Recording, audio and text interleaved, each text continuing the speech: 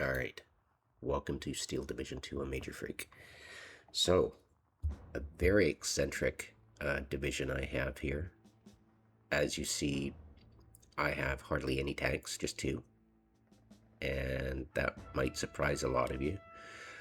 I have the ability to have a tank, a very good light tank, in the Recon tab. I don't. I do have a Panzer, and I do have the assault gun variant of the Panzer III. Very good weapon, in fact, but very niche. And as you've probably already figured out, all these tanks that I do have, all three types, are very niche. This is anti-tank, good armor, frontal, and a good gun. 1,750. This range is only 1,500, but the HE damage is impressive. Not as impressive as the IG-33, but still, it's got good rate of fire, and its heat ammo can take out heavier tanks. But the role for that, of course, is infantry support.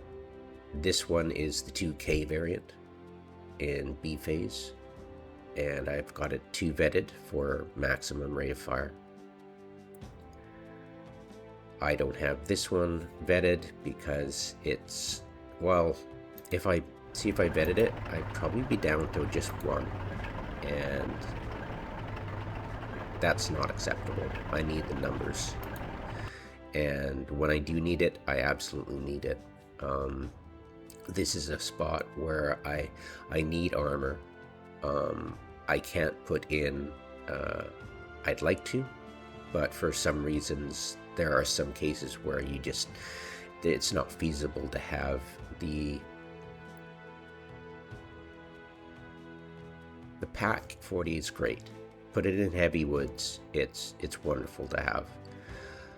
But the problem with that is that if you can't get into cover, it dies fairly quickly to machine gun fire and every other kind of damage.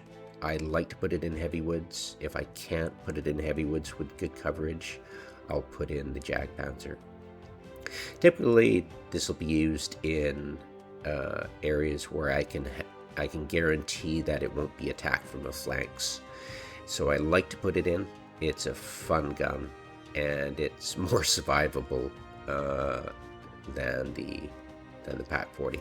I love the Pack 40s, but they are squishy.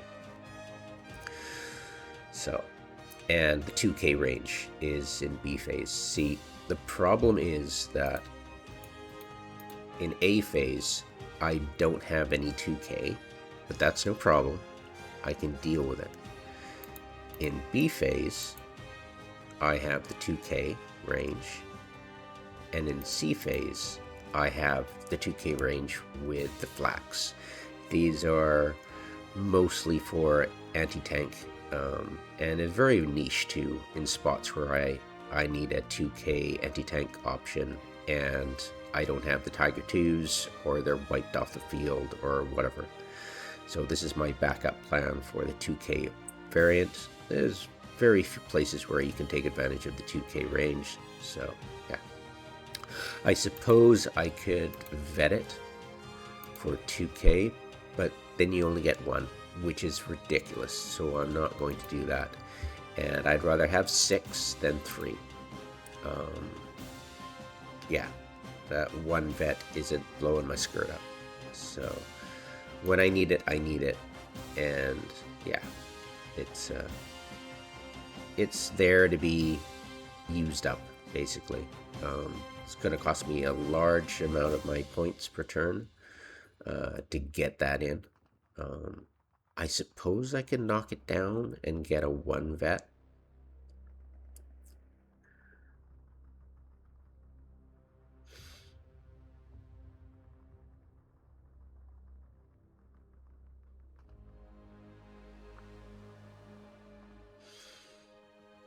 Thinking about it now. I'm thinking, should I go balanced? No. I still need Maverick. The idea in Maverick is to get your people on the field and by the earliest B phase And C phase is, when the attrition starts happening, and I push for that a minor victory if I can, or the major victory if it's in front of me, if I can take it. But balanced is not an option at the moment, just because I don't feel comfortable in being vulnerable for that long, especially with a deck so expensive as mine.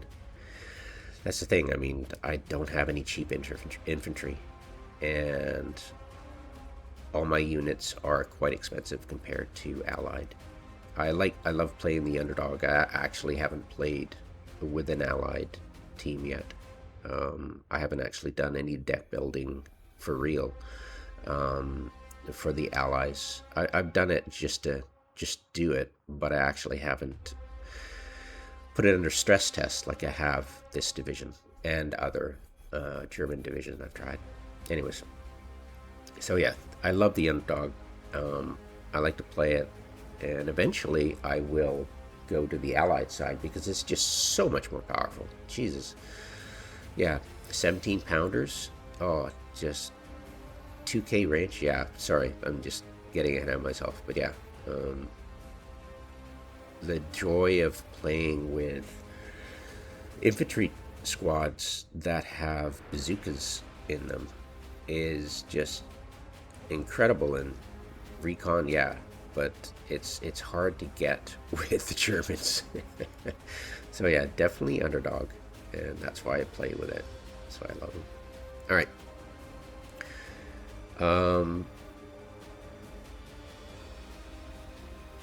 The tank tab's been talked to about enough as I need to. I am not good with tanks. I find that playing against the AI, that if you're playing against humans, another player, they'll definitely try to artillery out and direct fire your AT guns. Absolutely.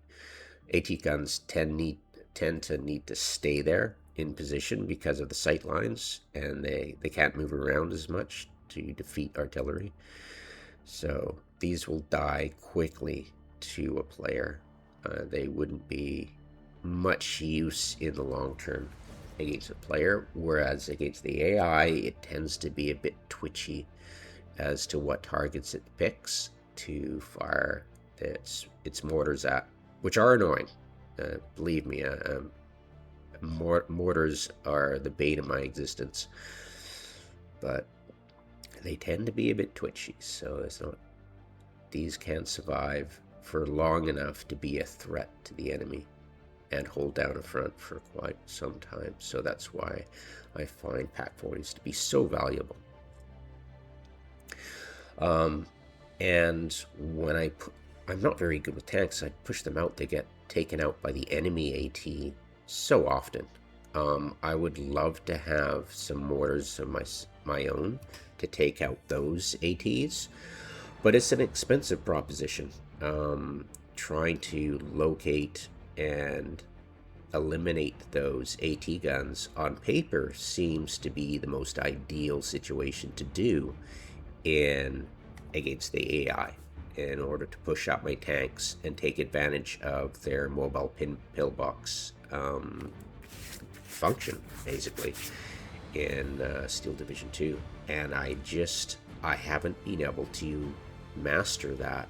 I haven't been able to get mortars that can reach out and tag those AT guns effectively.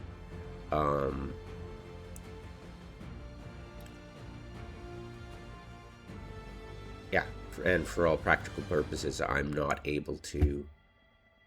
My skill set isn't good enough to do that, and I've tried on many occasions to make it work. It just doesn't. It's a lot of point investment to put in a mortar, get it accurate, have it actually take out. See, the problem is that when you're going against the AI and you're trying to take it out with mortars, most oftentimes it'll still be operational with, say, one or two crew member left manning it, and it'll still take out your tanks, even though you're positive your mortar rounds took it out. And I've found it's just, there are other ways of dealing with that sort of situation for myself, and I would eventually realize that tanks are just, when I push them up too quickly, and I do push tanks too quickly, I lose them too easily.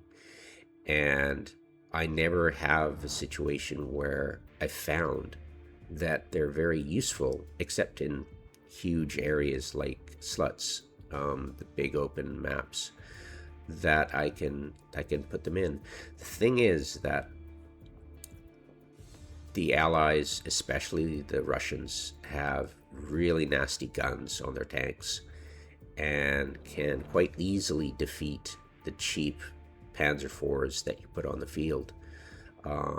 Goes through them like hot knife through butter.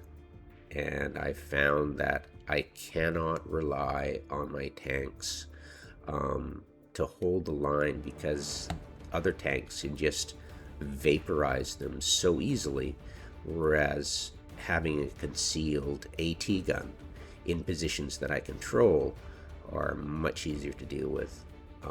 And that if I'm going to have a situation where I need to hold the field against heavy Russian assets, being able to hit them from 2K or hitting them from the air is my option, and suckering them in and disposing of them with my Pack 40s and flaks are where my skill set seems to shine. And I haven't found a map yet that I absolutely needed tanks. And it amazes me that, like, people like Attack Power and everybody else online, I'm sure it's an attrition game when you play against players, that masses of tanks just don't work for me at all against the AI.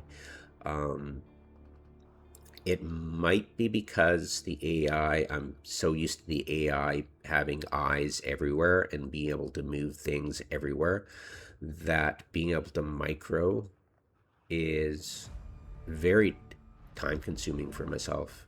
And when I get distracted elsewhere, my tanks get obliterated.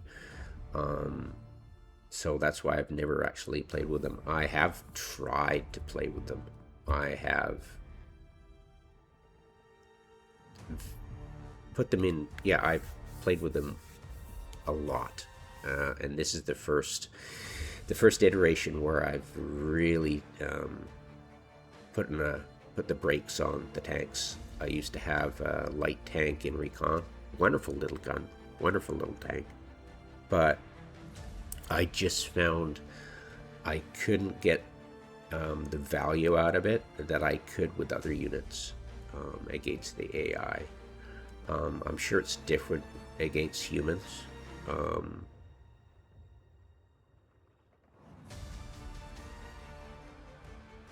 And I find it's very stressful when you're going against the AI and they spam tanks at you, and you've got a whole bunch of tanks to deal with.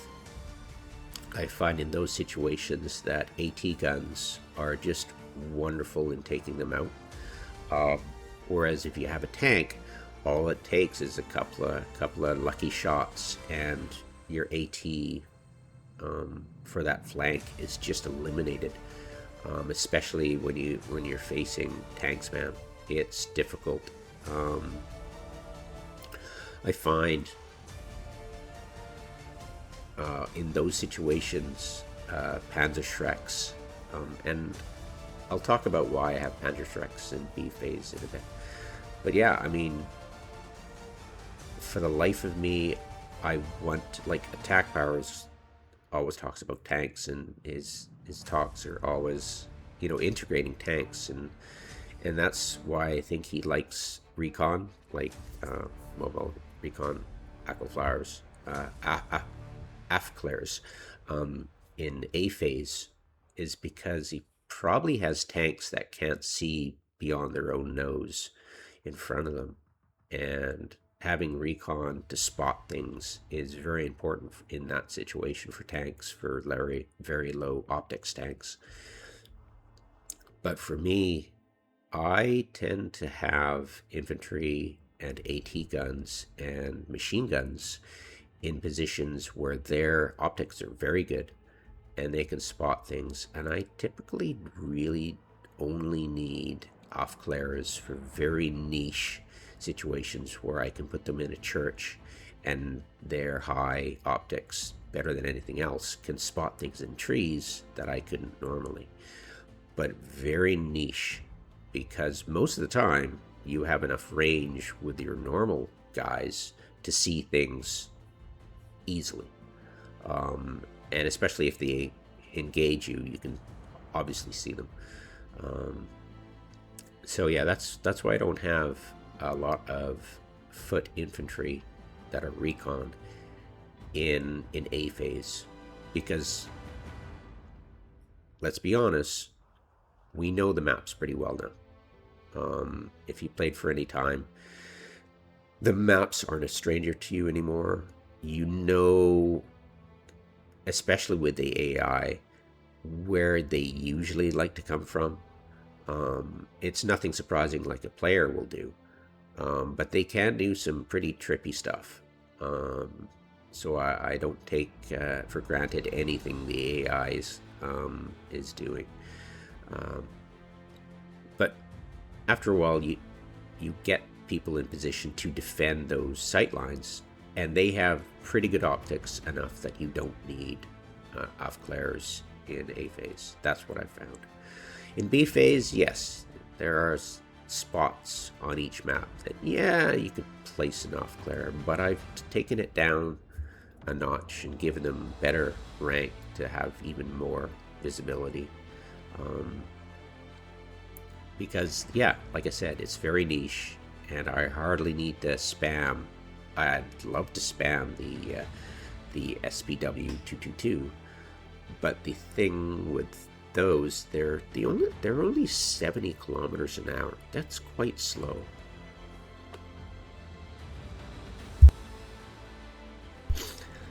That's quite slow. They've got the same gun as the SPW 231, and they're wonderful little things, except I found that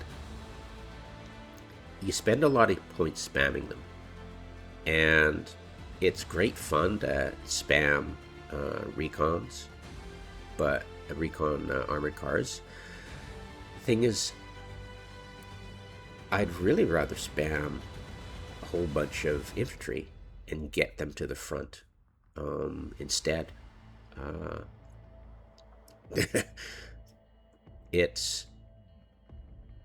It comes down to experience, really. It's fun when you're a noob to just spam things, and because you've got a whole bunch of points and you throw points away, and in most cases you lose those armored cars fairly rapidly, and it's a waste. It's fun, but you find it's a waste. So that's why I've cut back the number of off glares. I could get a large number of these. There's 12 of them. You know, if I went 0 ranked, I could get 12 of these and spam them like crazy. It'd be so much fun. And it has been, but it you can't take ground with them.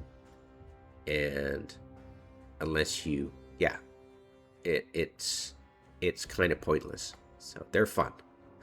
I also used to roll with BMWs, the motorcycles, for the radio to get better artillery coverage for corrected fire.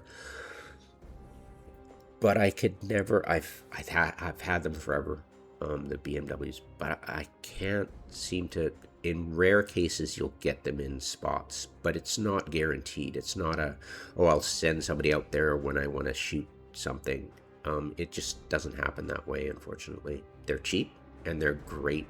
Like, they're so cheap, you can use them for a push. Would say, is there anything in that direction? Instead of sending a recon plane or an off Clara, you can send in a BMW that's super cheap and super quick and can get in there, and if anything fires at it, and it usually dies quick, you go, oh, okay, that's where the enemy is, and you can deal with it that way. Or you can go, oh, hey, this front is kind of unprotected, I should move up my guys.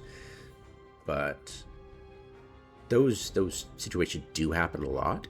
It's just that it's a card, and cards are, the availability stuff. It's like, I could have this or I could have something else. And what I settled on was removing that BMW or the light tank even, because I just can't get utility out of them, unfortunately, at my skill level. And maybe it's just the AI. You don't really need tanks. I know I'm going against the grain here for everything that I've learned from Attack Power and everybody else watching them in multiplayer. But yeah, to me, tanks, I just can't. They're not useful to me against the AI. As much as, anything else out there, because I can get these guys out of danger quickly, and if they get taken out, they're not that expensive, and they've usually done what I needed them to do in the beginning of the game quite handily, and they start to lose their value later on in the game. That's what I've found. So they're useful, and they get there quick, whereas the tanks, they don't.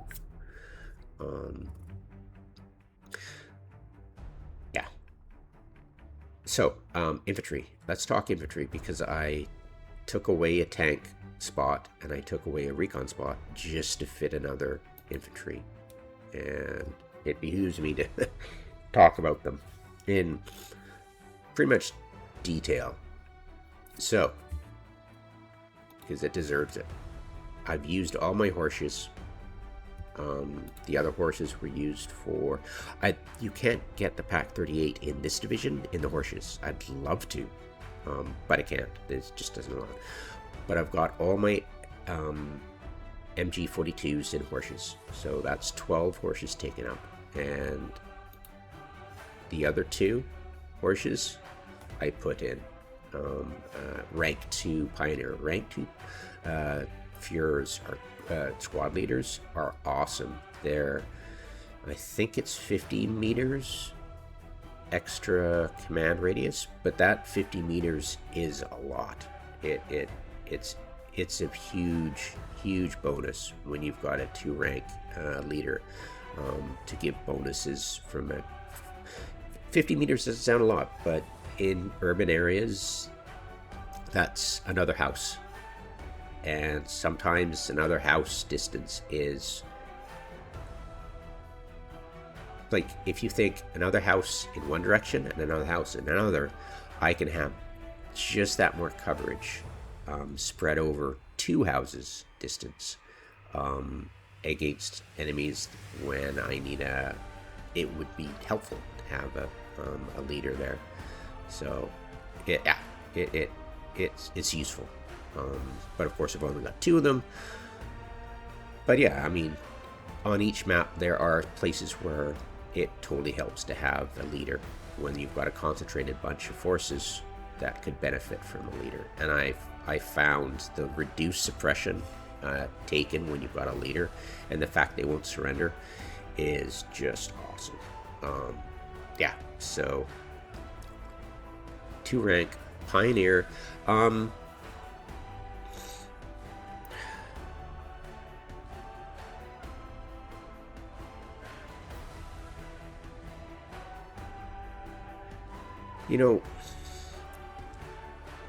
I'm thinking, like, my thought process is, I have never actually seen it use its grenade.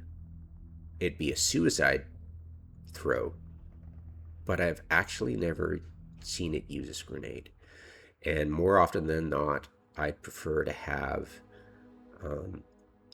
a smoke shell to use, which would be highly useful. And I'm probably going to do that right now. Same, you only get 2 of them.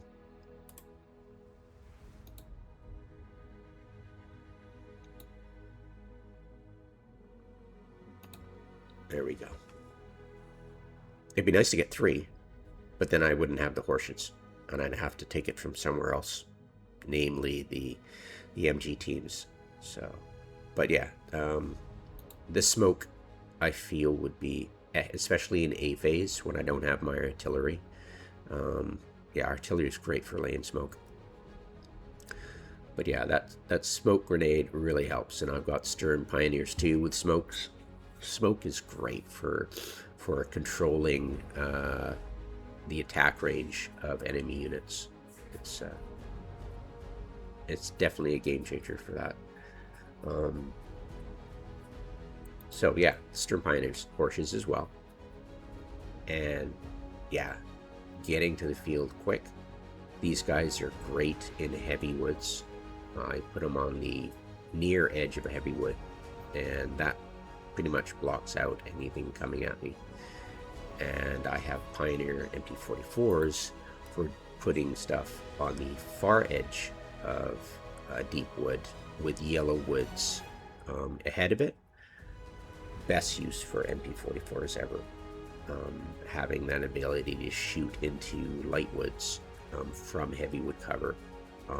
It's because the range of the line of sight range is just perfect for their MT-44s.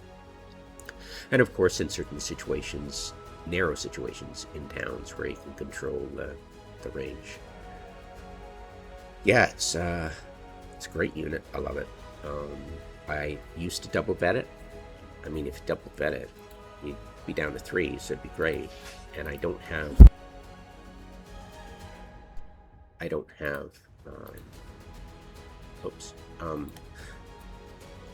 I just don't have the Commandant anymore, and I used to absolutely adore. I push as hard as possible when I was, I think, version 7 probably, but for the longest of this division and for quite some time, to push for a Commandant chain of command to his leaders so I could put these guys at triple vet, and I relied on that heavily because it was fun.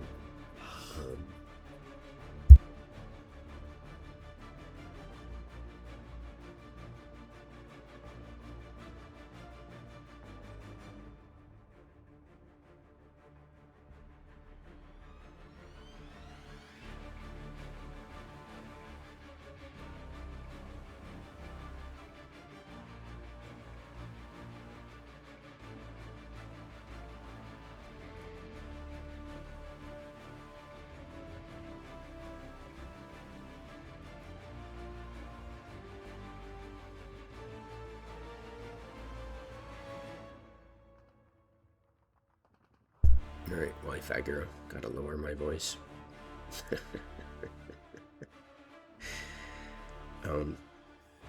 Yeah, for the longest time, I absolutely tried to get triple vet. And eventually I got off that bandwagon because it was taking too much time to actually set up Commandant's range and get everybody else, perfectly sorted to get that bonus from the Commandant over my map, that I just gave it up and removed the Commandant entirely. And then for the longest time I was double vetting them in order to get triple vet from my leaders.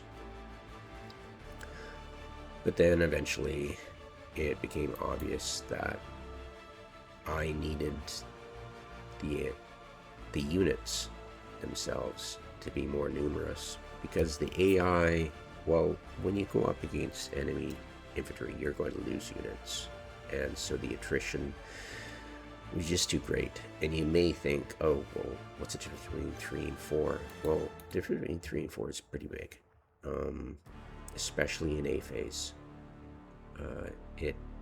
It matters a lot to have as many units as possible to call on in situations where you need an MP44. And having 4 instead of 3 is a huge leg up, because I can put them in situations, and sometimes through no fault of your own, the enemy mortars will take out a unit, and a double vetted unit being taken out by mortar, having done no damage whatsoever except be target practice for a mortar, is debilitating for sure. And it's a waste. I find that having that one extra is all I need. And if I've got, even if I don't have a leader to back it up to give it double vet, for what it is, where you put it, it will do extreme amount of damage to units that do enter. It's like if they come in, if they're yellow cover in light woods coming up against a green covered MP44, that MP44 will tear them up. And a lot of the times I don't use its grenade. Its grenade is most useful in towns.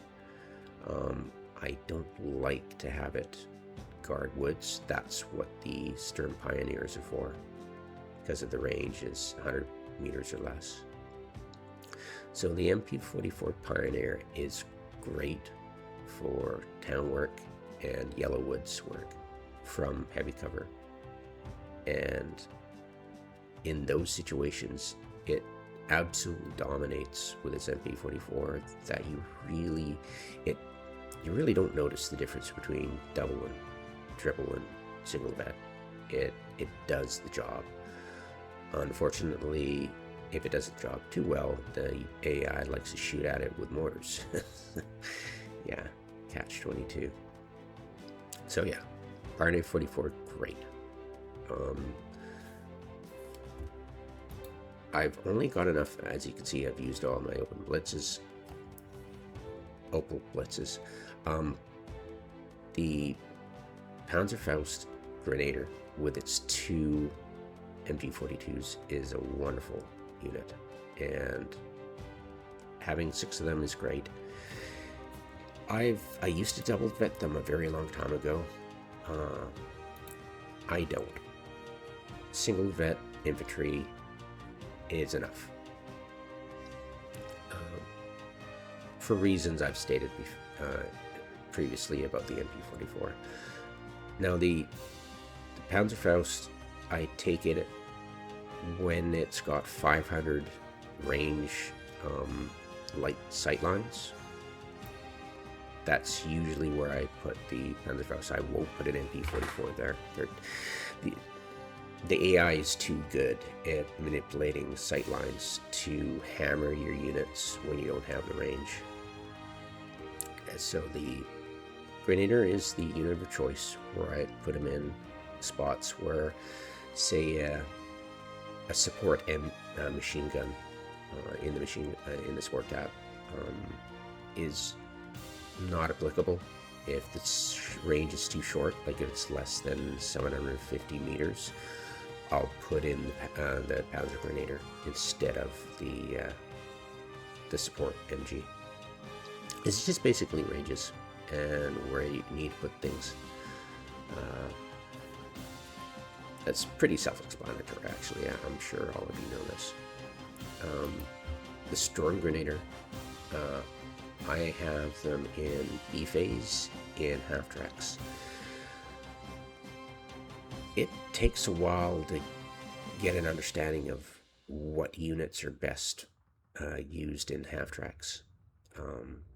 I put them in half tracks so I can get them to the front reliably, because a lot of times machine guns will open up on your opal blitzes and have them completely unload their guys before they get to their destination, just because a machine gun was shooting at them.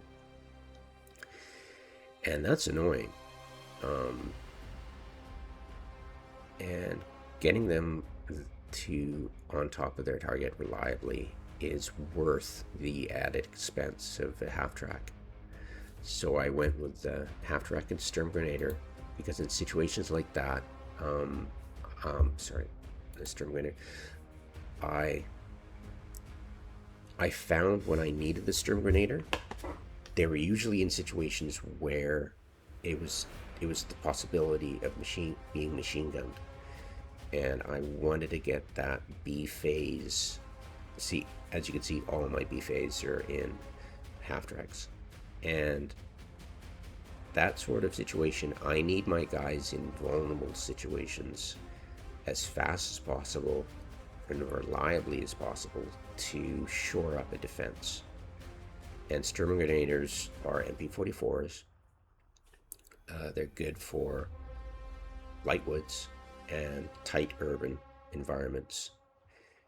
And I realized that getting them into those situations necessitates going into situations where there are sight lines that could be used to shoot at me with machine guns. And it happens so often that I was like, right, what am I going to put in that situation? And I found that I used to put Panzerfaust, Panzer Grenadiers in half tracks under the... One sec.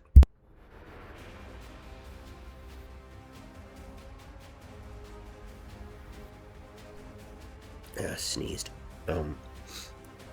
Because you have 3 MG42s, 1 with half track and 2 with your infantry squad. It was a great feeling to have, but I never found that I got the use out of that combo very much. It was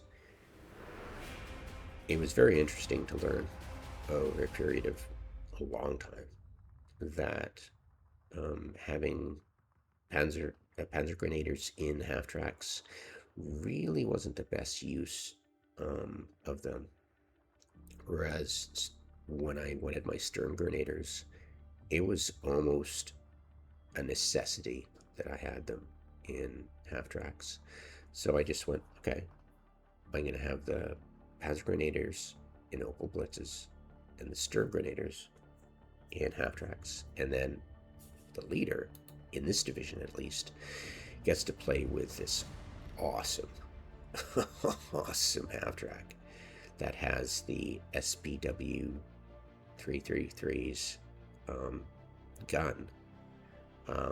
Amazing amount of HE shells. Doesn't have the heat, but it's got a lot of shells, and it's got a machine gun on it. It's just chef's kiss. It's great. I wouldn't leave my home without it. So, B phase, single vetted. Just take advantage of the number of half tracks I can put on the field. 35 points, but 15 extra points, but so worth it. And I have 9 Sturmgrenadiers and 6 Panzer Grenadiers. I find it's the perfect ratio. And they have Panzerfausts. I'd like to have them in A phase, but I think you only get, let's see, you get 2. I could have...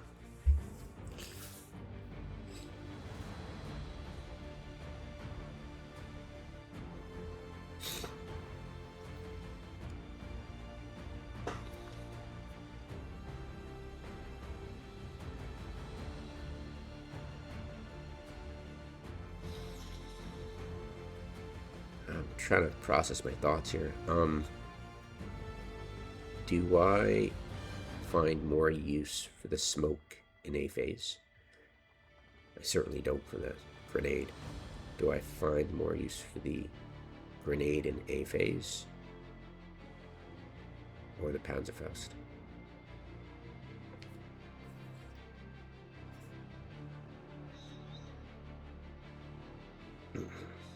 Their stealth is better than normal infantry.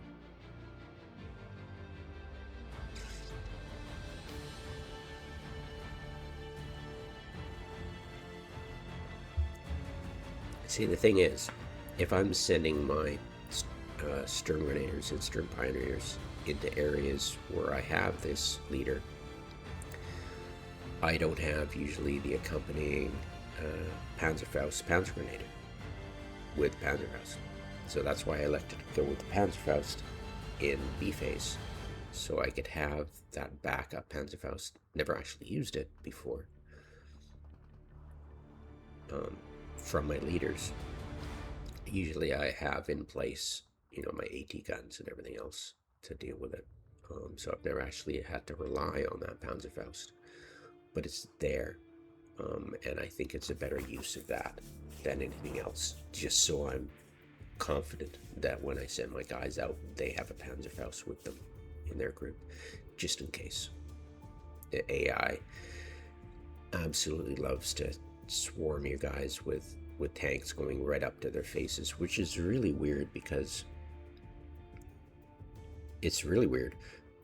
the mechanics of a tank's machine guns is that they have a minimum range. Just like if you say you fight in woods and your infantry can't fire most of their light machine guns in the woods because of that minimum range. It's the same for a tank. If it gets way too close, it can't fire its machine guns. It's hilarious. And I don't know why Eugen have coded it that way, to face plant their tanks into an infantry when they have mostly two machine guns that can't fire. Makes no sense. But anyways, that's what the AI loves to do. So a Panzerfaust is definitely very reliable in taking out a tank when it's attacking you in urban areas. It's kind of funny. Anyways, so Sturm Pioneer in half tracks. First time in a long time that I've had Sturm Pioneers in B phase, and 2 cards of them. And like I said, I had to get rid of a recon and a tank tab together in order to get 1 card of this. Do I feel it's worth it? Absolutely. This means I can expend all my points into the Sturm Pioneers in A phase and get rid of those guys, and still be confident that I have a backup Sturm Pioneer card that I can play in B phase. So that's a game changer, I feel, more than I could get a use out of anything from the tank tab, seriously, or that extra card in the recon tab for that light tank. Because like I said, I have,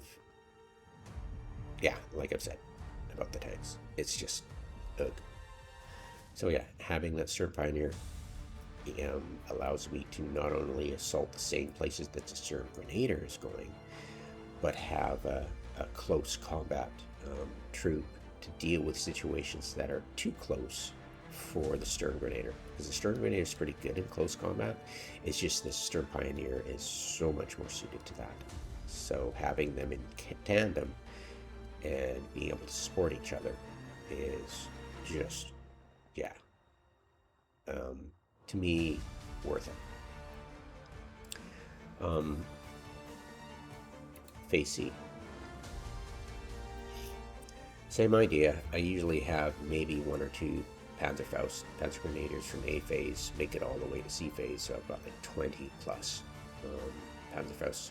Panzer Grenadiers and vocal blitzes that can get to the front really quick when I need them, where I need them, and a lot of times I'm using them to assault positions where I want to take another flag and I have extra points to spend, and I just blow points in order to get that point with these guys, because those Panzerfausts are excellent against any tank rushing you to push you out of that. Which again is hilarious because it's the AI and it lets them faceplant tanks. It's so silly. but I'll take it. But yeah, C phase, a lot of times this has won the game for me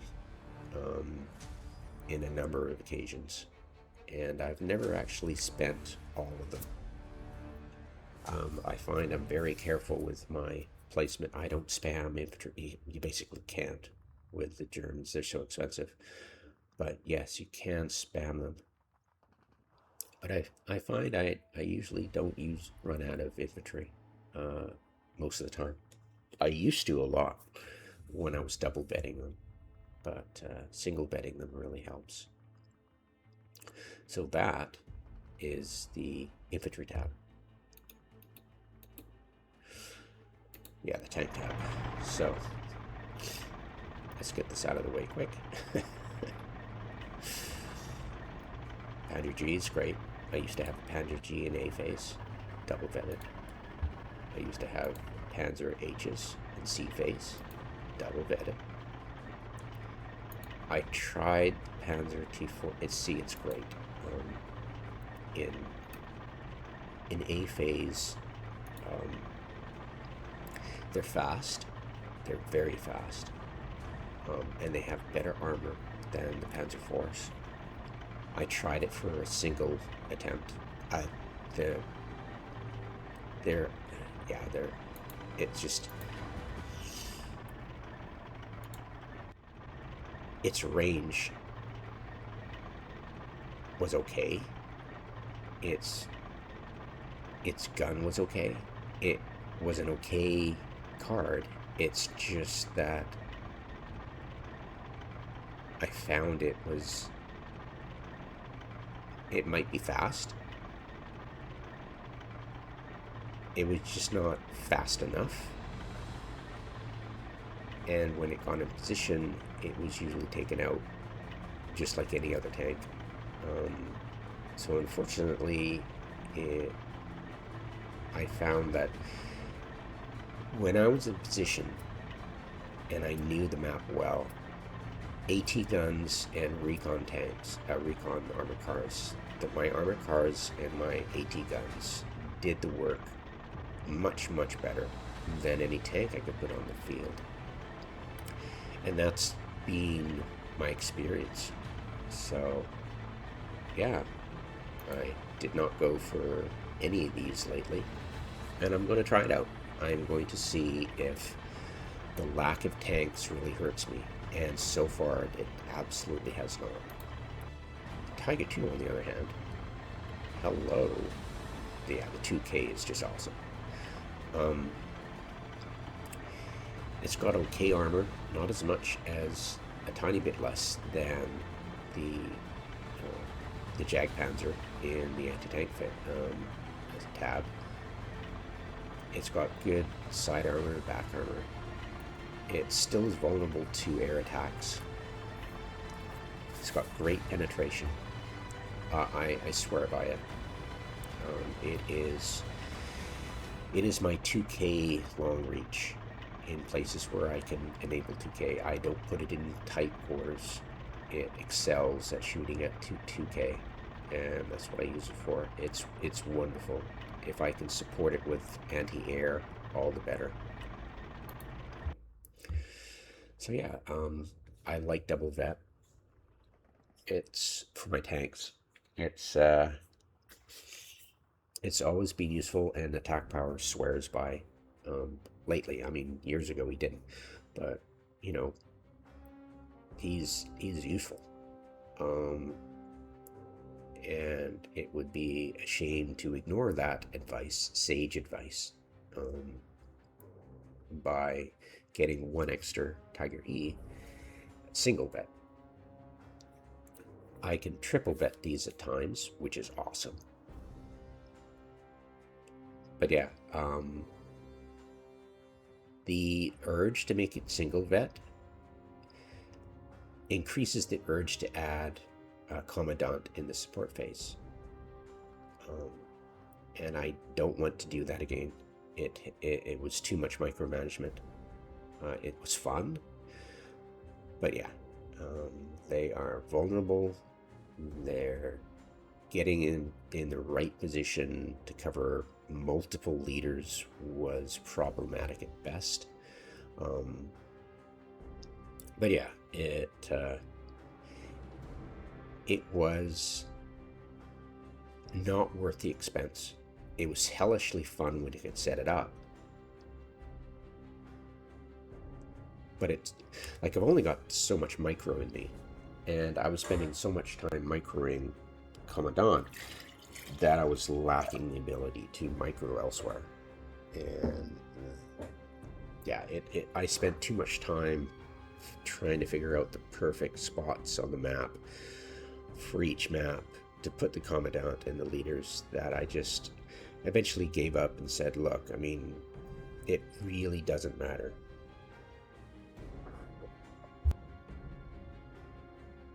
Your units in place is more important than having extra veterancy, especially against the AI. Now, if increased veterancy lowered the, like if there was more buffs from the Commandant to the leaders, or that the leaders, like if your Commandant gave your Fuhrers an extra rank of veterancy, which increased their range of, on all that stuff, then I would definitely go for the Commandant. But yeah, the leaders by themselves, and not so much the increase in veterancy, but the fact that they lowered your suppression. That was, oh yeah, and it's not the Commandant increases that ability. So yeah, it was a decision that was hard, because it's so much fun setting up those chain of commands and having triple veterancy. It's just that,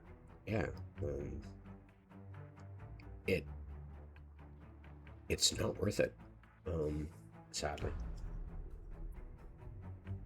All right, support tab. MG42s, best thing ever. Excellent range, in horseshoes, both A and B phase, single vetted. They're great. I don't need to go into much explanation for the MV42s. Put them in a spot where they've got the ability to outrange other infantry units and lay waste to them. Perfect. Otherwise, put in a Panzer Grenadier for closer ranges, and for closer ranges, put in the Storm Grenadier, and for even closer ranges, put in the Stern Pioneer. So yeah, I've got all my bases covered for ranges. Panzer 3N. When it's a hero, it's absolutely clutch. It can do things that will amaze you. It is a wonderful weapon to have in your arsenal, in your toolkit, as Attack Bar says, and it's just a very niche. It's hard to it's hard to find a spot that you'll need this gun, this unit, but when you find that spot, there's no comparison. So this is extremely useful for ranges. For ranges that are equivalent to a Panzer Grenadier. So if you're in a situation where you've got Panzer Grenadier ranges and you can place a Panzer 3N, oh, it's perfect. This thing is a powerhouse. Its accuracy does not look very good. You increase that with double that. Its rate of fire is very good though. It's got semi-decent frontal armor. It's vulnerable to even M8 light tanks of the enemy, but it can do amazing things. When it's a hero, you feel so great. You're really proud of this unit. But yeah, 2 is all you need. Very niche, very clutch. But yeah, you can't play this division without it. Opal Blitz in Phase B. I used to have in Phase C, but Phase B is when you usually need them. I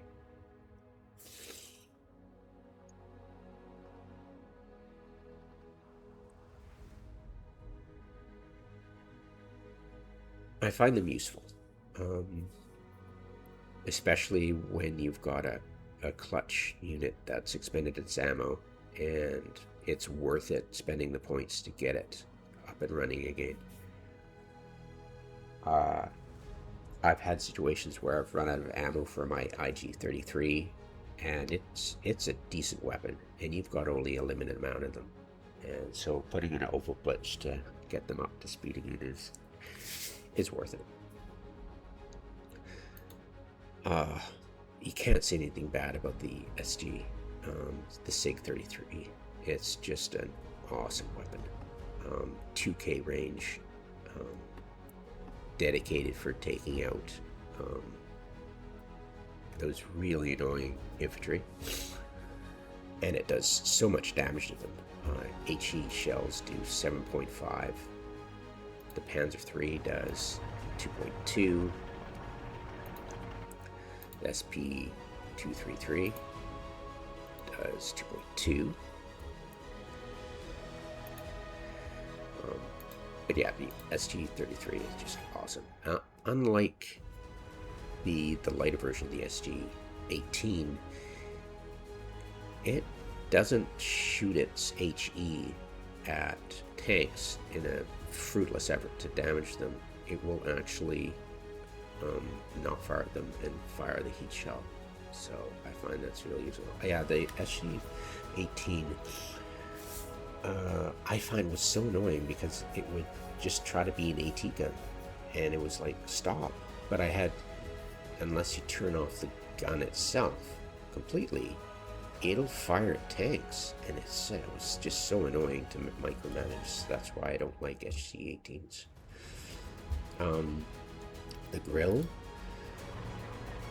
it would get shot out from under me too often. I like green cover for my AT guns and SGs, and putting them in light woods, it's kind of hard to find light woods to hide them in, and the sight lines you get when you're dealing with a tank is less optimal than what you can get out of the green cover of a heavy woods. For some reason, I don't know why. It just works out that way. I don't know how to explain it, but yeah, there it is. I'd love to play with a Sturm Tiger. This would be so much fun.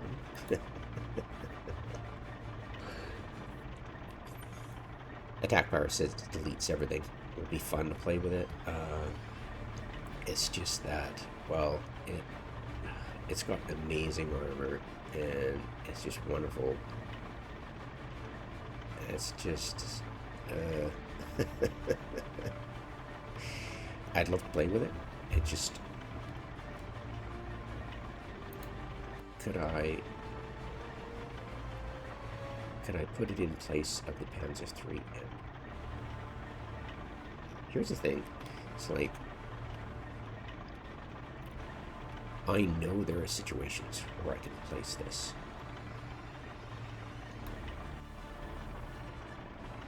Let's see. Same speed. Way better armor. It's got the ability to damage very thoroughly anything it hits. Or if it hits.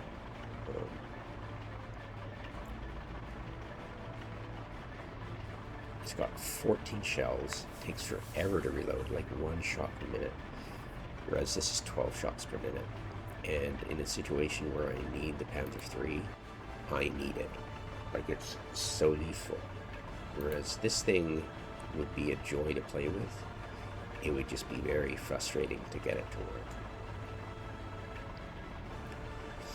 Like, how much time does it take to aim at something, right? And turn, my god, the turn rate must be so slow on this thing. Anyways, now you're probably wondering why I don't play with flamethrowers.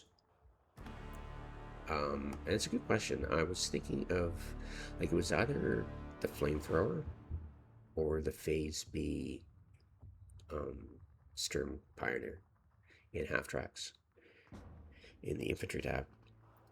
And I went with the Sturm Pioneer instead of the flamethrower because I have Phase A Sturm Pioneers with the same abilities as the flamethrowers.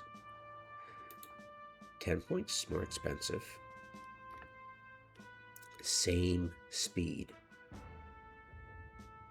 It used to be that motorcycles, this BMW R75 could go 100 kilometers per hour. Whereas the Horsch was still at 90. And it goes the same speed. I can get more troops. Right? I've still got the smoke grenade for 10 more points. And I honestly found that maybe in multiplayer it's useful and you're good at your micro to actually use these things. Attack power swears by them. So I know they're good in multiplayer. Just in single player, the AI is a little bit too good at playing with sightlines in order to just hammer these guys big time. I never found I could get the most out of these guys, even though they're cheap. They just didn't really have the bang for the buck, especially since they don't go 100 kilometers anymore. So that's why I did not go with them, unfortunately. I just either don't have the skill set, or maybe that multiplayer is the domain for these guys. And they're quite useful.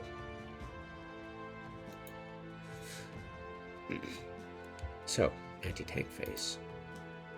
Yeah, like I said, I would, oh yeah, absolutely take them if they were in Horsches, but they're not, unfortunately. I used to go with the half-track gun for these guys, and yeah, tons of fun doing that. Just found that getting these guys there quick and cheaply was the main consideration, and that I had the leaders I could put in this gun, so I went with that. So yeah, slower, but cheap, and double vetted, niche. If you put them in places where the sight lines are less than you would want for a Pack 40, you put Pack 38 in there, and they do hero work, and it's fun when they do hero work, so that's why I have them. It's fun that, you know, the underdog, the hero actions that you really remember. It's fun. Pack 40s, what can I say? Everybody knows how useful these are. They're great. Yeah, can't complain about them or say anything bad. Or you guys all know about these. Hopefully you use them. Not vetted. Attack power counsels people not to vet these, and I don't. He's got a point. I defer to his wisdom for sure. Which bonus gets me more in Phase A, and I have the same for Phase B. Especially, it's annoying. I like the aesthetics of having, if I have two cards of them and they combine at some point, to have them combine in literal, because you've got one vetted and one not. They're going to be two stacks, and I find that aesthetically unpleasing, so that's why I did not vet them in Phase B. That's what I try to do with all my guys, have them uniform. It's more aesthetically pleasing. Okay, Panzer 4.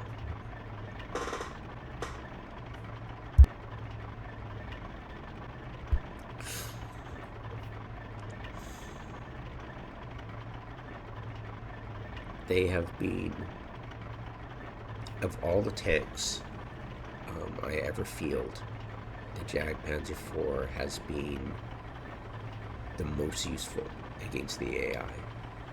It's extremely useful.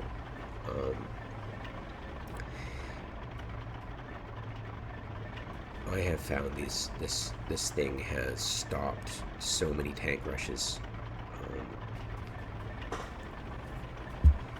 A Panzer IV cannot defeat a light tank rush from the AI, but a Jagdpanzer absolutely can. And it's, see, the difference between a PaK 40 and a Jagdpanzer IV is one thing and one thing alone. The ability to take fire from the assault guns the enemy fields, that 2K assault bullshit,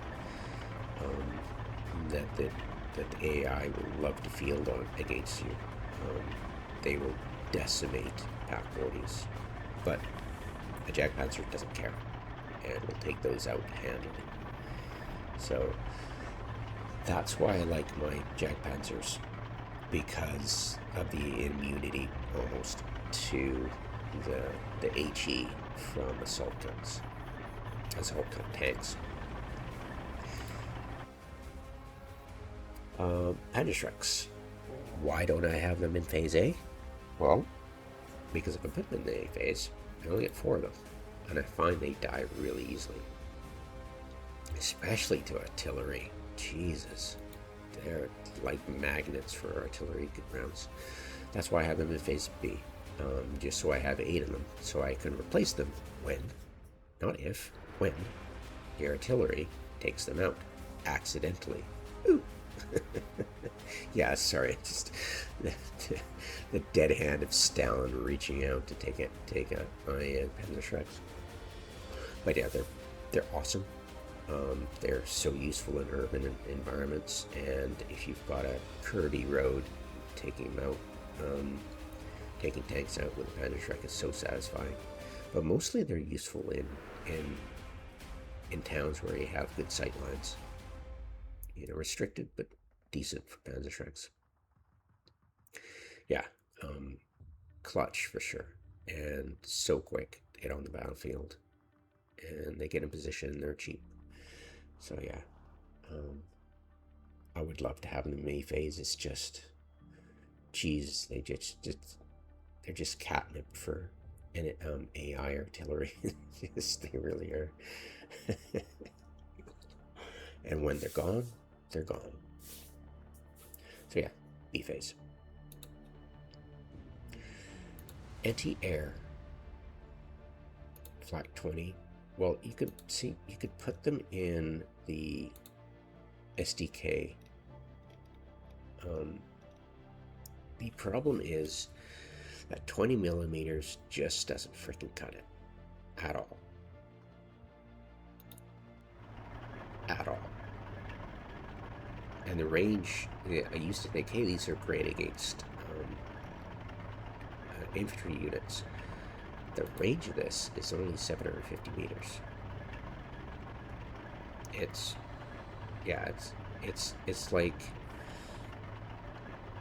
like a really slow 40-point armored car. So yeah, no, I don't need more armored cars. I'm good, thanks. Especially when this card, this availability means I can put 2 cards of SD. I don't know the German. I wonder if there's, like, is there a shorthand for this thing? There must be a nickname for this. I wonder if there's not. There might not be. Let's look at my phone here. SDK. C 7 1.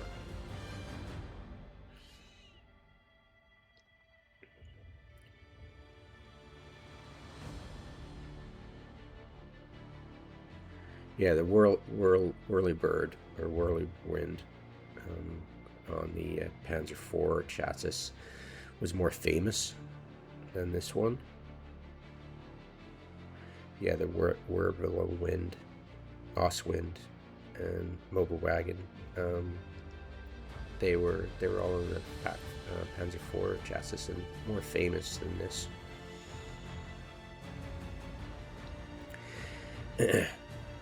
Let's see. However, this quote I'm quoting. However, despite being overshadowed by their tank-based counterparts, it was actually the half-track SPAGs, SPAAGs, SPAGs, that made up the bulk of the German mobile anti-aircraft fleet. Yeah. One of the earliest examples is this vehicle.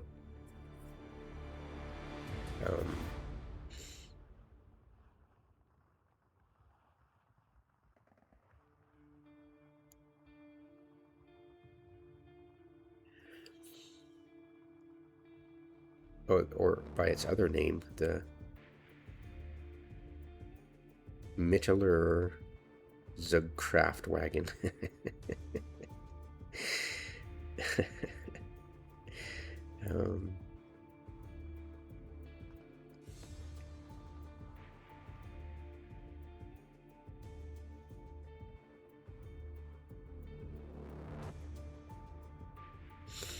Still reading.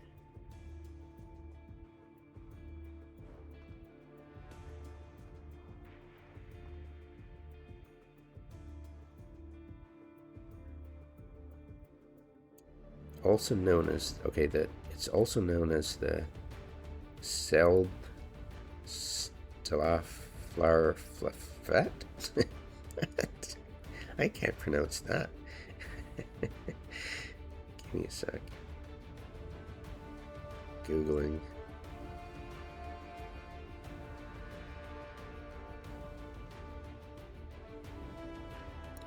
Well, that means self-propelled guns, so that doesn't make any bloody sense.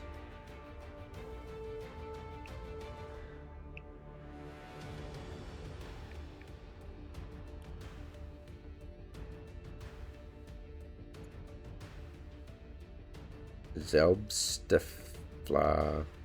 Oh my god.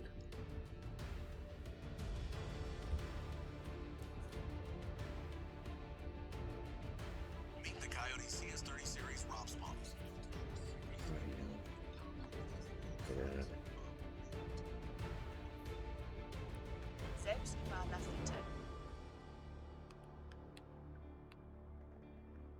Selbstfahrlafette. Selbstfahrlafette. Alright, whatever.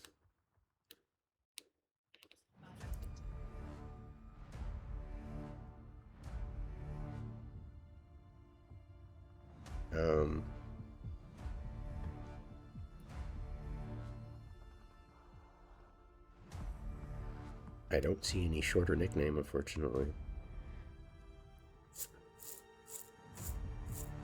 It's a spag. Let's see if I can call it.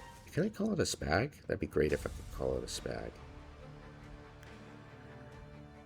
Self-propelled anti-aircraft weapon. Spag.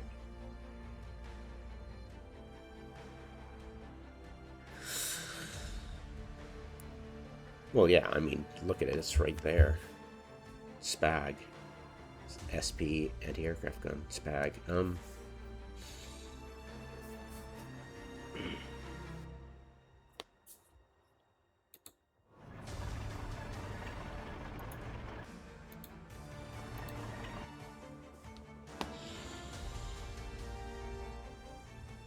Suppose I could call it the Spag 7-1. I guess that would make more sense than trying to SDKFZ 7-1. I'm just a stickler for aesthetics, I guess. So yeah, Spag 7-1. I find it not only does it scare away aircraft, but it can kill them regularly. Whereas the Flak 22, No Hope in Hell, and the Flak 88 might scare away things, but it never kills anything. Attack power is totally correct on that. From experience, I find he used to not like the Spag 7.1, but I love it. I find, well, maybe things have changed over the versions, but the Spag 7.1, and I'm pretty sure SDK attack power uses them now. But yeah, they are unvetted. They are a menace to airplane. They kill them so regularly. If I can get 2 of them firing at something, it's usually dead. It can't scare away a very heavy bomber, a jet, one of the Russian jet bombers, or the Allied, one of the Allied jet bombers is, one second.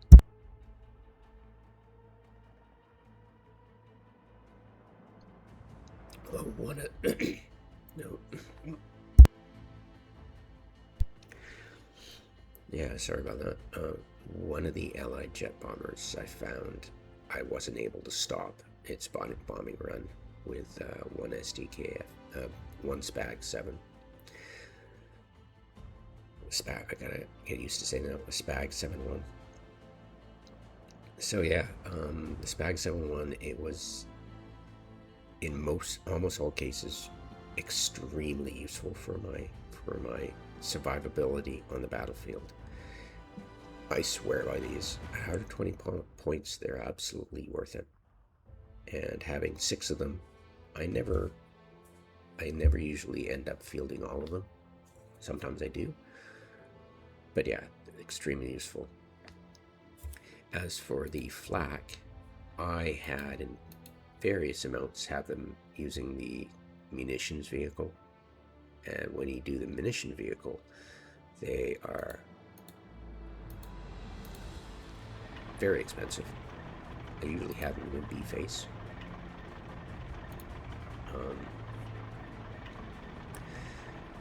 And I usually had, I think I had 4 of them. Yeah, I had 4 of them in B-face using the munitions truck. And I found they were useful, and they ran out of ammo quickly, so that's why I had them with the munitions truck. But the problem is I needed the munitions truck for the artillery now. So then it was like, okay, if I'm not having the munitions truck, I'm totally going for them in phase C, so I can have 6 of them. Now,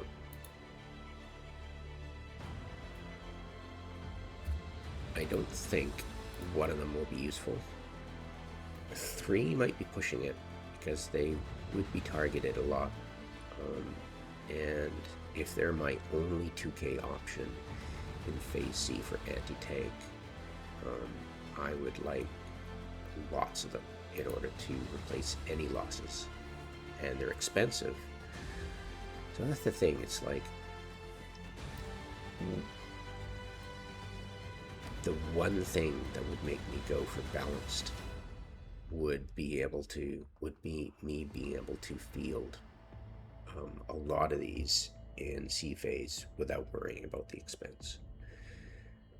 So that's why I'm tempted to go with single vet, just so they get better accuracy, and I'm going to do that. All right, we're going to go with 3. Until I go balanced, I am going to go with a single vet for better accuracy, so they don't miss so goddamn much. Excuse my swearing. So yeah, I know it's RNG, but yeah. And yeah, they're very expensive.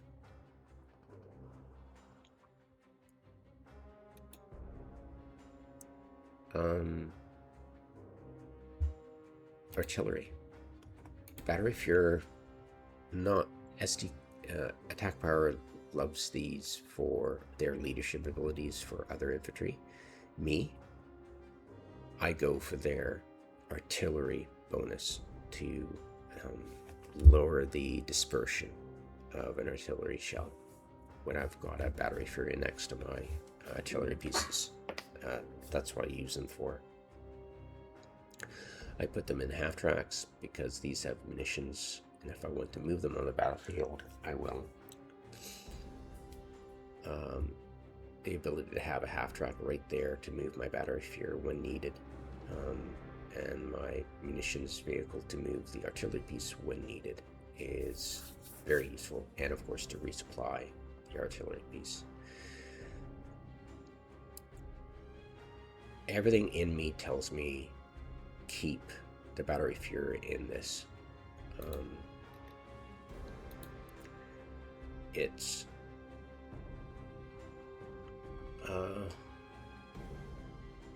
so I can relocate.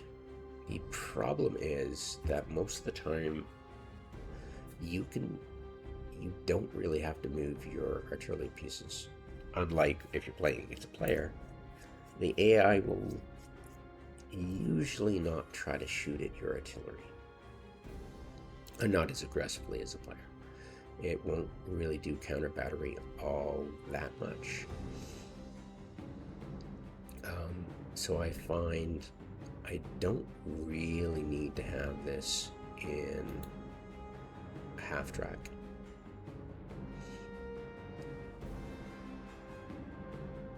But I keep it there ready for it just in case I do get counter batteried and I need to move the hell out of dodge because the AI is intent on shooting at my arty. It happens sometimes. So the 5 points extra I think is well worth the expense. And now I could dedicate dedicate say a half track after I use it for my Sturm Grenadiers or Pioneers to send it back to the rear areas so I can move my battery fury around. But I'd rather have the redundancy, so that's why I'm keeping it here. I know it's 5 extra points, and half track's a half track. I'll take it. So mobile machine gun post. Now, this is my favorite artillery piece. I used to swear absolutely by this gun right here. It's got the best accuracy in the game. It's brutal. The problem is that the damage in the blast is, even if you get really close to the target, it's not going to kill it. It's annoying as hell. So even though it's great accuracy, you have to hit a bullseye, which is RNG, in order to kill it. Whereas this thing will decimate things. Just absolutely freaking decimate them. And it's weird too, because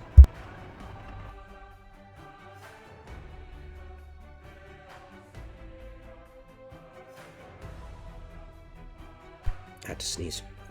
Because the damage, you see, is 10 on the SK-18, but only 7.5 on this thing, which is really strange. But it's the blast radius. It's the blast radius that does it. And it devastates things. It will kill things so easily. Whereas this sucker, it might fire 50% faster. It's got less blast radius. And yeah, I just don't understand. Like, damage should be, like, on paper, this thing should be great. But in practice, it sucks for counter battery. It absolutely sucks. Whereas the 150 absolutely rules at counter battery. It's just awesome. Yeah, I can't explain it. I wish I had better words for it. One would think that the damage would be less, and I don't understand.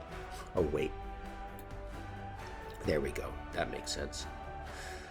HE shells, 5 damage. Yeah, that makes more sense. Great. Good. Yeah, I knew I was missing something.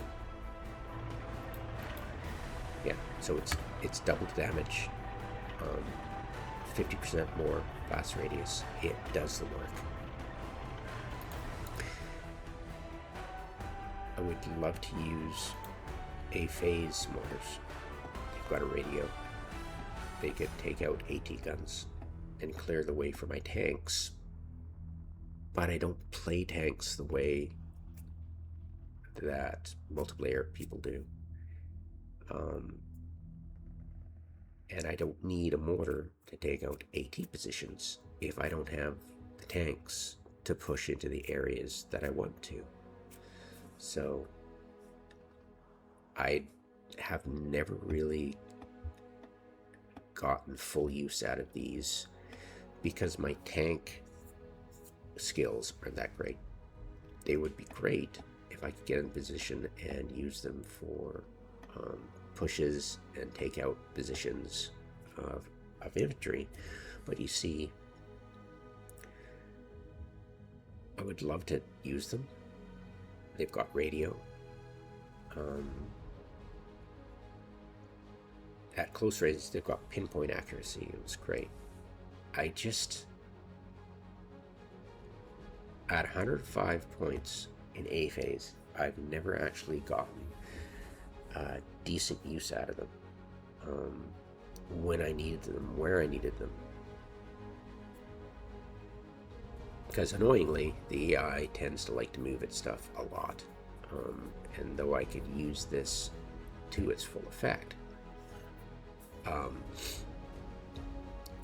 I found for the point cost, for the availability cost, I'd really rather have the battery Fuhrer to help out my 150, because it's like, it's all well and good to have a mortar, but if you're not aggressive, like multiplayer people are, and you're more defensive like I am with against the AI, you don't really need close range pinpoint accuracy as much as you need the ability to smash for counter battery duties. Yeah, it outweighs everything. If I was more aggressive, a mortar would be a go-to, but I'm not aggressive. I'm more get to positions and then hold as long as possible. And these things aren't as good for that kind of situation as, say, if you were going on the attack. So if I was going on the attack and being more aggressive with, say, tank use, this would be great. I would use this absolutely for sure, but I'm not. And you're pretty much halving the dispersion radius of your shots when you get the battery Fuhrer. I think it's quite a bit. It's 25% at least reduction. I did a video on it prior to this a while back, and it's you can go to it and check it out. But it's definitely a worthwhile bonus to have, because when you've got radio correction and the battery Fuhrer, you can get really good accuracy. I shouldn't say accuracy because it's confusing when you use accuracy and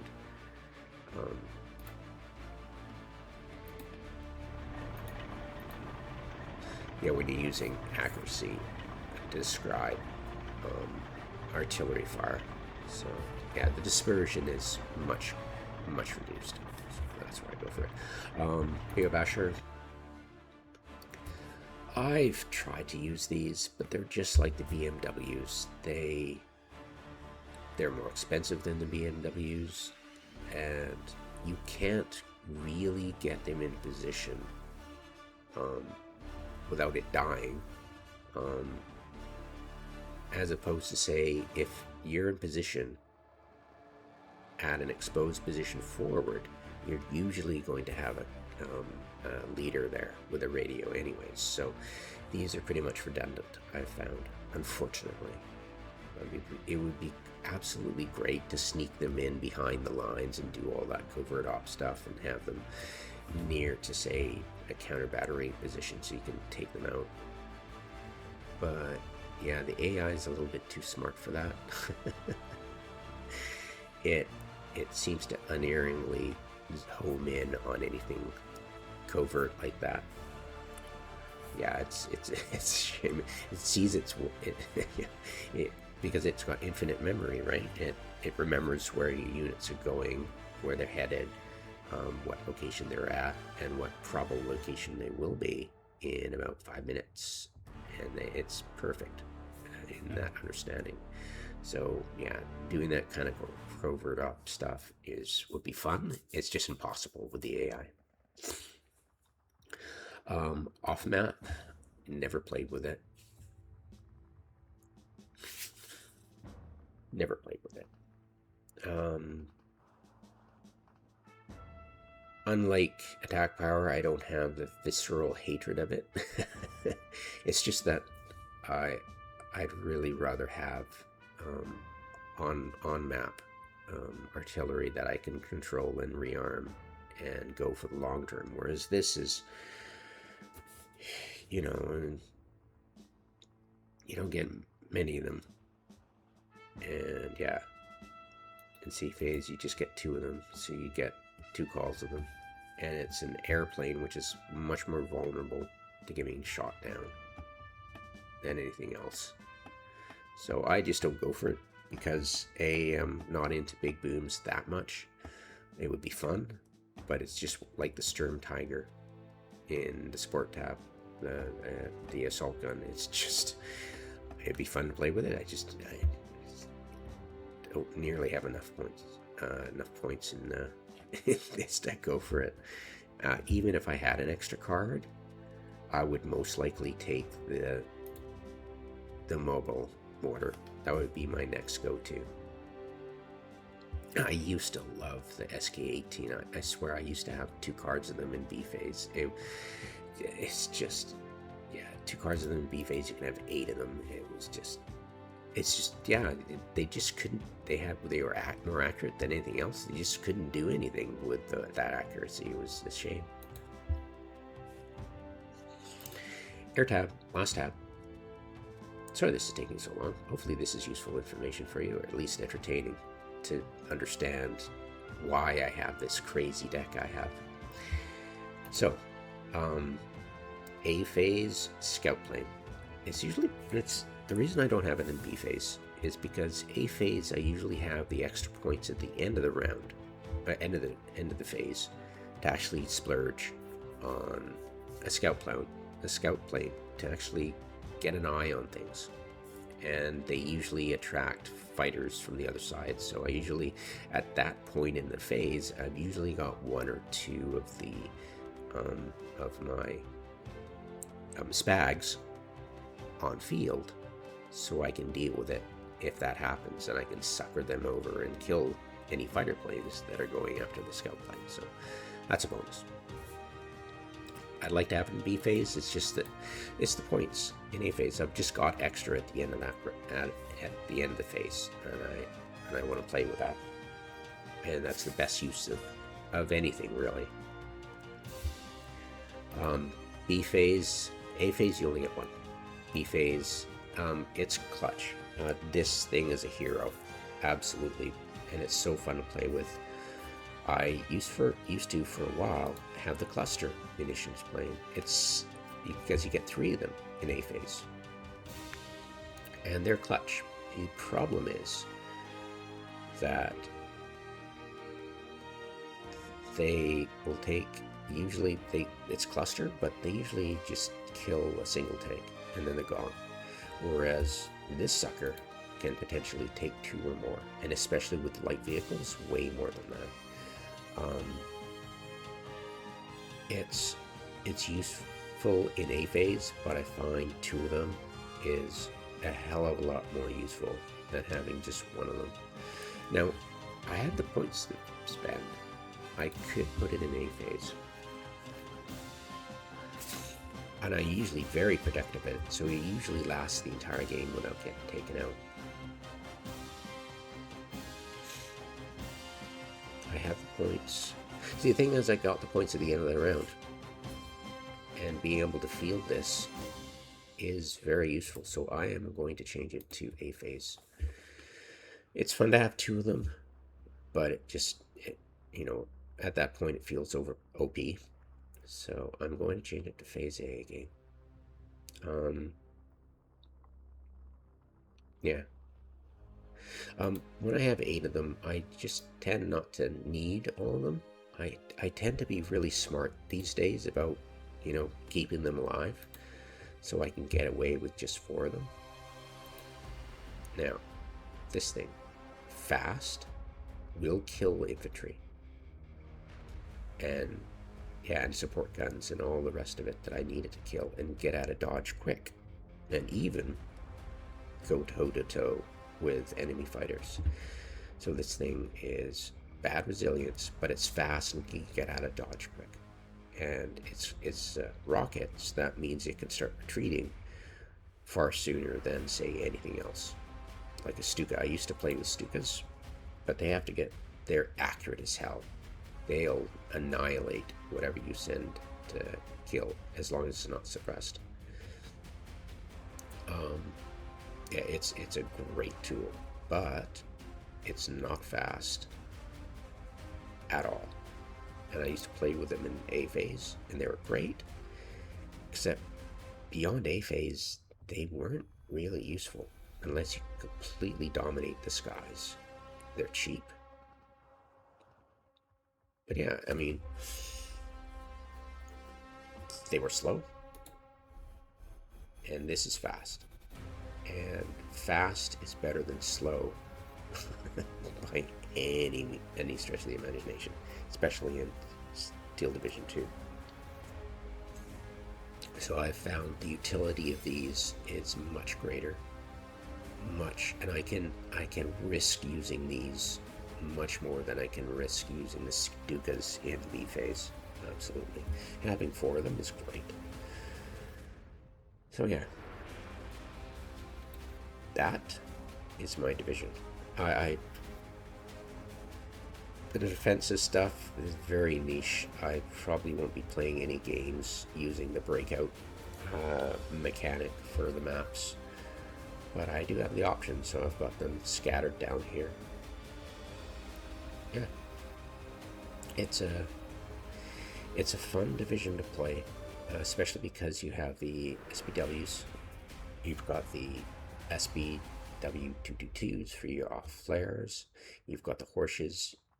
You've got the half tracks.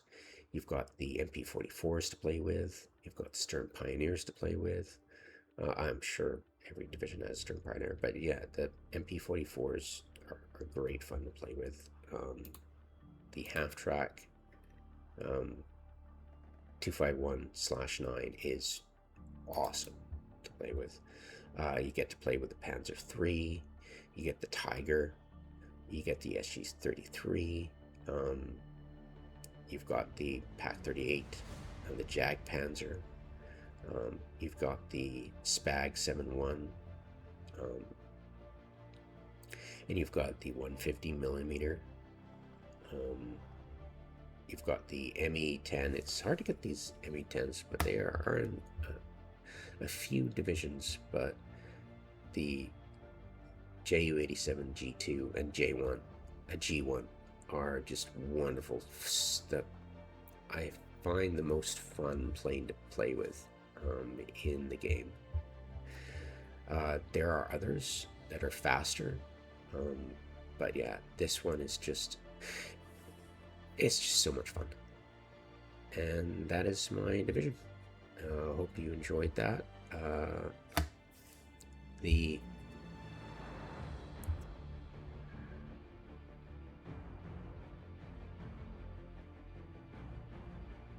I think I have it. Give me a sec. Oops, did I discard it? That would be silly.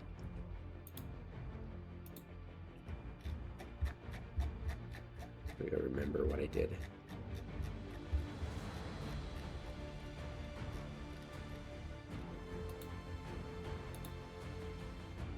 Did I save it?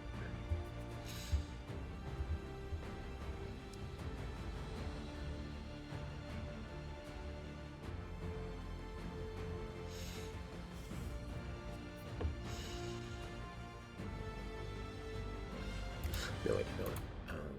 That was single-threaded. Did I do anything else? Yes, I had this in A phase.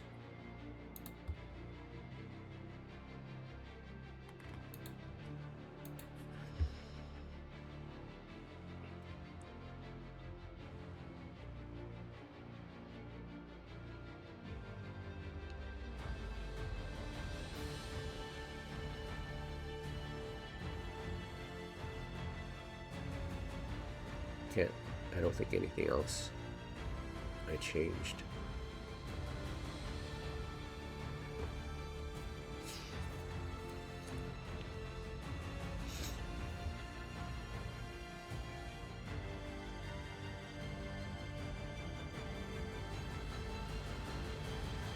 Yeah, we're all good.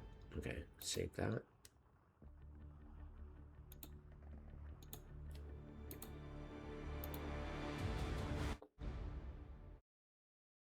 And there we go. Okay, so it's that. So yeah, this is the progression.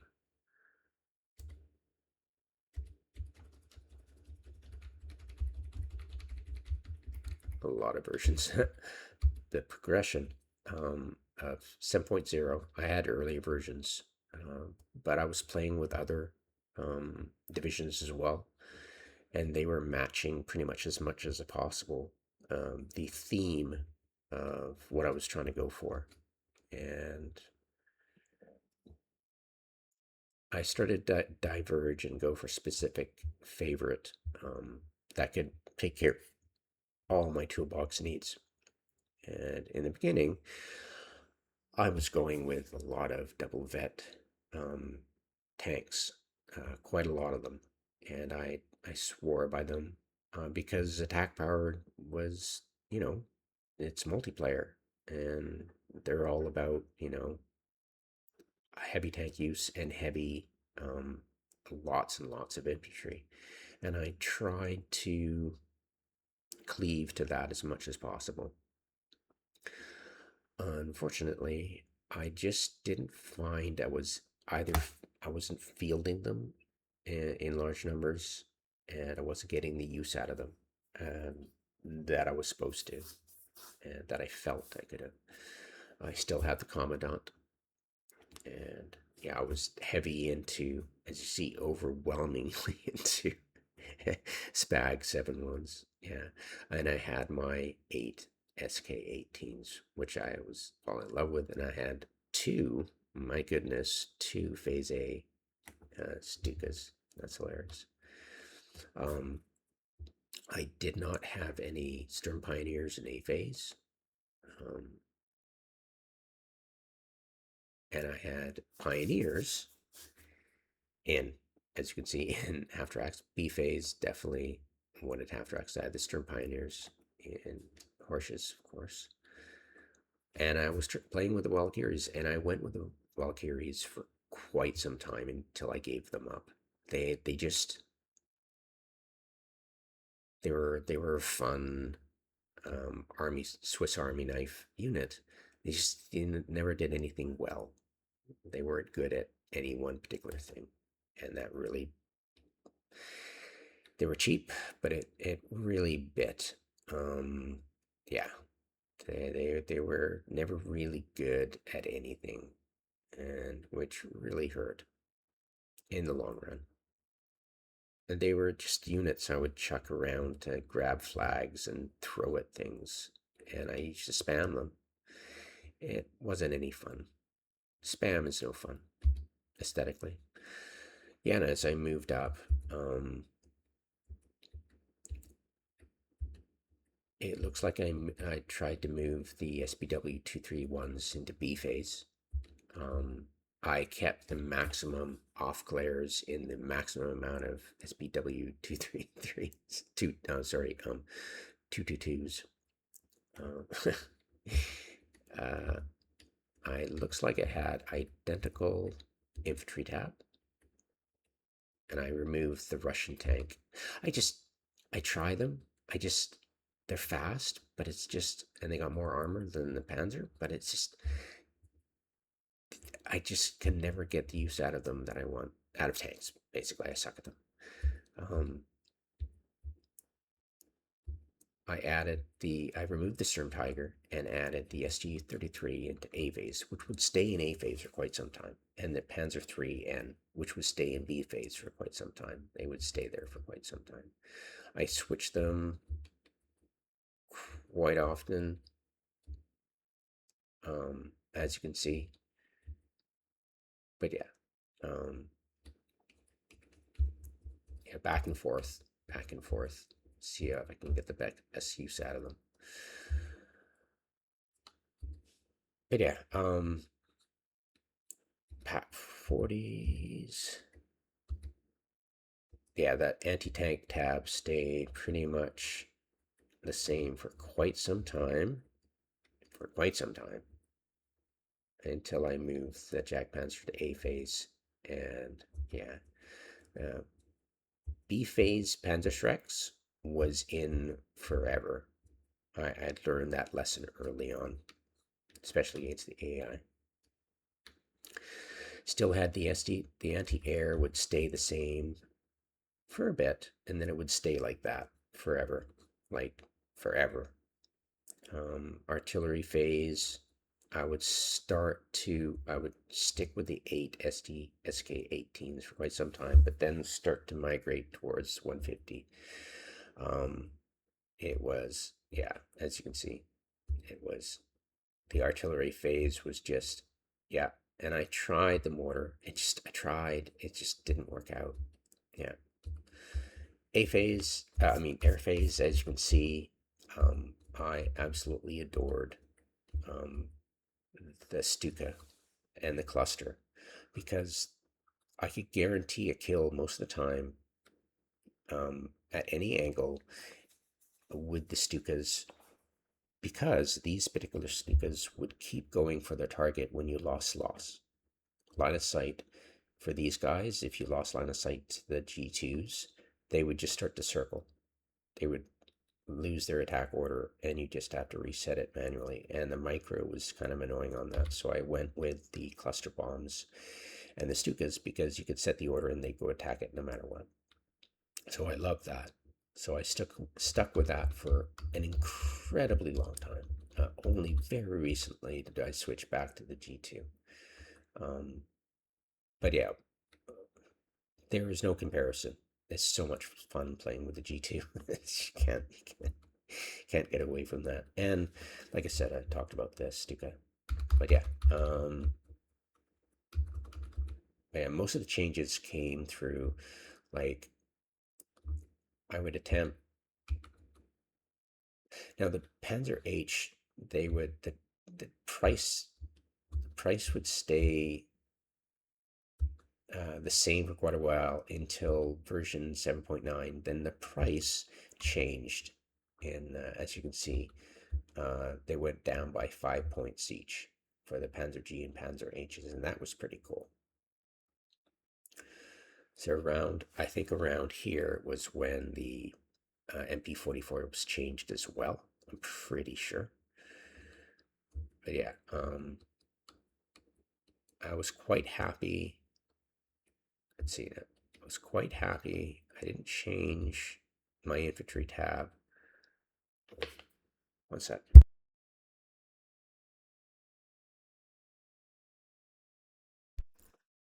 I didn't change my infantry tab for quite some time.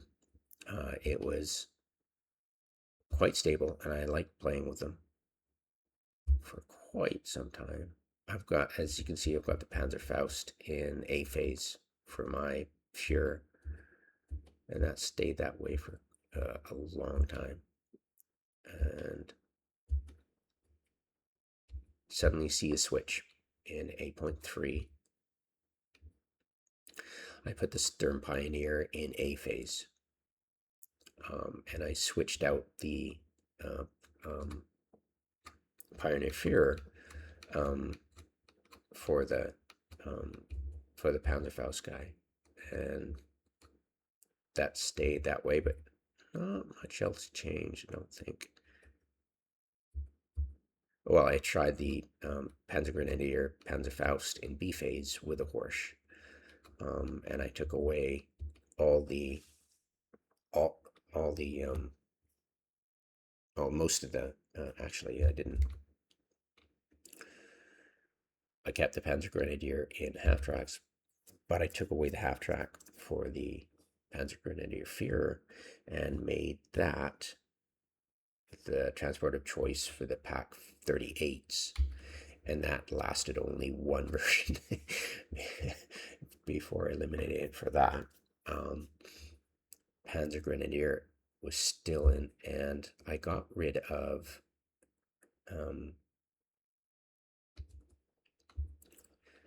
what did I get rid of?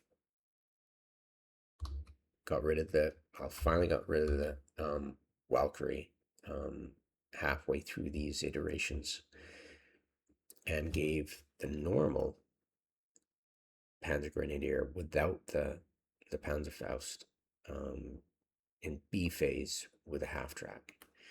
And like I said earlier, I found it just didn't work out, the combo. I tried it with the um, Panzerfaust in the Panzer Grenadier, still didn't work out. Um, I was getting my Sturm Grenadiers annihilated way too easily, trying to get to positions.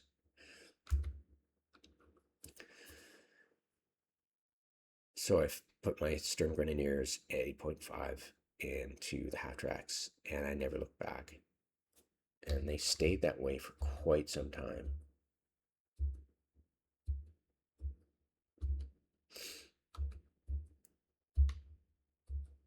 Quite some time, as you can see. Yeah. All I did at this was add um, the Sturm Grenadiers, Sturm Pioneers in the half tracks, and that was it. So yeah, they stayed this way for quite some time, and it was really working for me. Yeah, the tank tab, I tried so hard to make it work. Like, I fell in love with the Panzer H. I tried the Panzer G, thought the Panzer H was better than the Panzer G. Went that for a while, then realized, wait, Panzer G actually is useful at times, so I'm going with that. I think I switched it. It took me a while, but I switched it to Panzer G's in A phase instead of the Panzer H's, and put the Panzer H in the C phase, and that lasted for all the way until I gave up on tanks. I was like, screw this. I am not putting. I'm not fielding a single Panzer H in C phase at all, ever. So I'm like, screw it. I could use this tab for something else. This activation points for something else. Yeah, in the support phase, yeah, I got rid of the commandant early on. When I did that, I was able to put in. I tried the Flammenwerfer, I think, for a couple of how long did that last? 3 iterations before I got rid of it, and now I've got. See, I got rid of one of the tabs, the cards in that tab, but I've still got the SGs and the Panzer III.